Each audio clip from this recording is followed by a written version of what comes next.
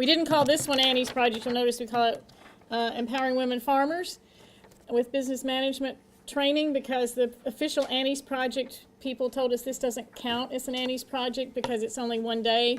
So the traditional Annie's Project is 6 nights, 3 hours each, so it's much more in-depth. So we're giving you a little teaser now. But if you look on the Rutgers Farm Business Management website, there's also recorded sessions that we had in the past and more in-depth of all the different topics. And different years we've had different speakers, so there's a lot of resources there, and I think that's in a couple of my handouts at the end. It's in your workbook as well. Okay, so SWOT stands for Strengths, Weaknesses, Opportunities, and Threats. And strengths and weaknesses are things that are happening that are within your control. They're internal to your business. So things to think about are, what are your abilities as the manager? What about the other people in your business, your key employees, your partners? How modern is your facility? If you're growing something in soil, how is the soil? Are you close to a market?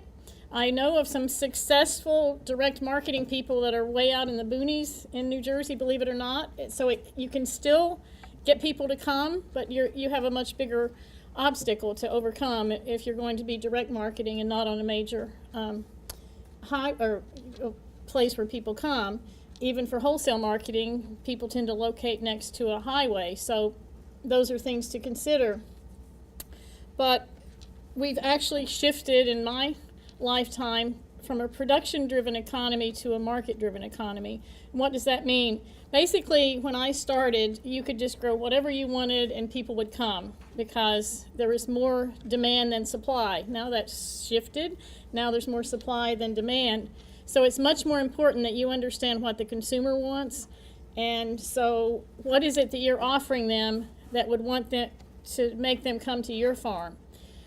That was better than not necessarily just the farm down the road, but what else can they do with that money? You know, if they're going to go to your farm and pick strawberries on a weekend, that's kind of an entertainment thing. So they could go to Great Adventure, they could go to a ball game, they could go to a concert, they could go to a movie. So you're competing with a lot of different interests. So what is it that you offer that would make them spend their hard-earned money with you versus some other alternative?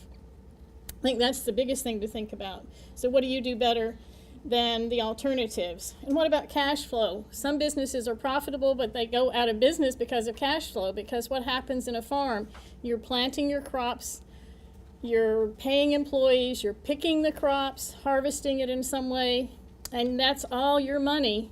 And then you wait till later to get the money from the customers. If you don't have a source of money to pay for that, all those operations in the middle, you could be in big trouble. Opportunities and threats are forces that are external to your business but will still impact your business, like market trends, consumer demands, demographics and lifestyle, the strong or weak economy, interest rates, which have been low for a few years, government regulations. That's one of the biggest complaints we hear in New Jersey. We're the most regulated state in the country, and you know from being in business you have to deal with those regulations, and labor market. So I wanted to just, these next few slides, just have a little bit of discussion to have you throw some things out there, because I was looking at PowerPoints I had in the past, and I think things have changed. So I'm interested in what you think the cultural and demographic trends are now that can either help your business or hurt your business. What about globalization and market trends? You mentioned a little bit of that with the beekeeping, that people from all over the world have a connection to beekeeping. Anything else that you can think of that would impact your farm, being right on the eastern shore, where we're more connected to other countries than, say, somebody in Iowa, I would think? Yes. Slow food? Slow food. That started somewhere else, but it's coming. Italy. It's finally catching on here. What about your input cost? What generally I see is your prices are staying the same or falling, and their input costs are going up. So you're got in that cost squeeze situation. So that's generally a threat. What about technology? There's technology on the farm, there's IT. An example of a SWOT analysis, I won't read everything, but you have strengths and weaknesses, opportunities and threats. So you want to match your strengths to the opportunities, try to overcome your weaknesses or at least be aware of them, and think about how you're going to deal with the threats.